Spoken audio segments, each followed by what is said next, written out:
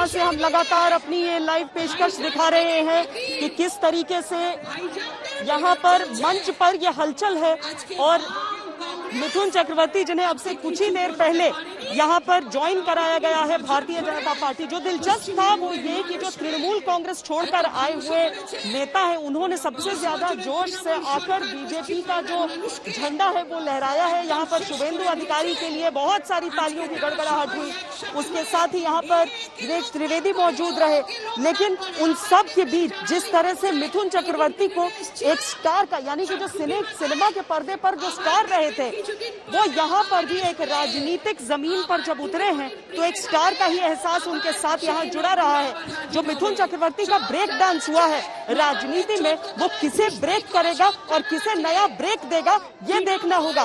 क्योंकि मिथुन चक्रवर्ती के यहाँ आने से वो उत्साह आप सबके, जैसे ही मिथुन चक्रवर्ती का नाम अनाउंस हुआ वैसे ही सारे लोग आगे बढ़कर आ जाते हैं ये देखने के लिए कि मिथुन दा के लिए बहुत ज्यादा जोश लग रहा है। मिथुन चक्रवर्ती के लिए बहुत जोश लग रहा है। बहुत ज्यादा ही जोश है। सब बंगाली लोग ज्वाइन कर रहे हैं बीजेपी मिथुन दी को देख के। ये लग रहा है आप लोग को बहुत अच्छा मिथुन चक्रवर्ती के आने से कैसा उत्साह लग रहा है? सारे लोग उठ के आगे जा रहे हैं। ये वीडियो की तरफ आप दिखा सकते हैं कि ऐसा माहौल बन गया है। ये जो आज का माहौल ये बंगाल में बहुत पहली बार बना है। ये ऐसा माहौल ये पहली बार ऐसा बना है, ये ऐसा माहौल है। ये जो यहाँ पर बीजेपी कार्यकर्ता है वो कह रहे हैं तृणमूल कांग्रेस में जरूर मिथुन चक्रवर्ती रहे थे लेकिन उनकी कोई भूमिका वैसी नहीं रही थी। आज अगर मिथुन चक्रवर्ती बीजेपी में शामिल हुए हैं तो ये जानना भी बहुत जरूरी हो जाता है। इंद्रजीत कुंडू हमारे साथ जुड़े हैं। इंद्रो, ये बहुत देखना जरूरी हो जाता है कि मिथुन चक्रवर्ती को भूमिका क्या दी जाती है, उनको रोल क्या दिया जाता है, उनसे अपेक्षा क्या की जाती है। इंद्रो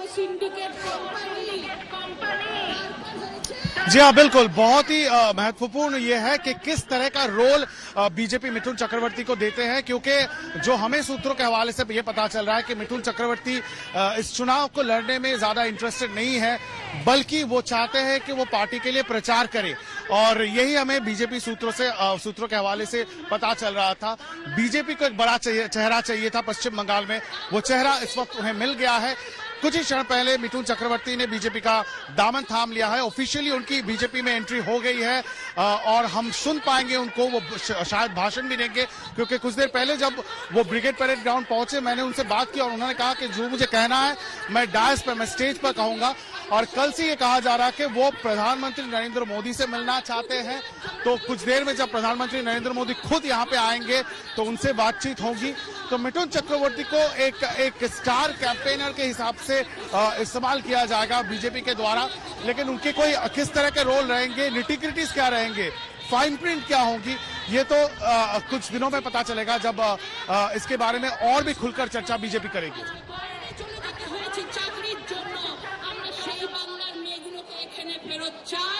जी, और मिथुन चक्रवर्ती ने जिस तरह से, जिन परिस्थितियों में यहाँ भारतीय जनता पार्टी को ज्वाइन किया है, जिस तरह से ये बातें बताई गई कि मिथुन चक्रवर्ती प्रचार तो कम से कम जोर शोर से करेंगे ही, उस प्रचार का कितना असर पड़ेगा ऐसे समय में जब ममता बनर्जी बार बार ममता बनर्जी की तरफ से ये कहा जाता है कि बाहर वाले आ रहे हैं, उसमें बांग्ला प्राइड से जो जुड़े हुए चेहरे हैं। क्योंकि मिथुन चक्रवर्ती यहाँ से निकलकर जाकर, अगर हम हिंदी फिल्म इंडस्ट्री में सबसे बड़ा स्टार बंगाल से निकला हुआ देखें, ठीक है, फिल्मों से जुड़े हुए सत्यजीत रे से लेकर तमाम नाम रहे हैं, लेकिन फिल्मी पर्दे पर एक स्टार का दर्जा पाने वाले मिथुन चक्रवर्ती सबसे बड़े सितारे, इससे किसी को इनकार नहीं होगा।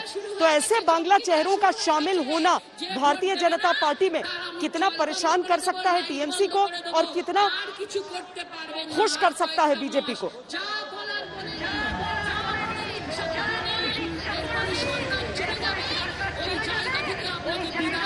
ब्रिगेड परेड ग्राउंड में कुछ ही देर बाद नरेंद्र मोदी आएंगे, लेकिन यहाँ पे समर्थक बहुत ही खुश है।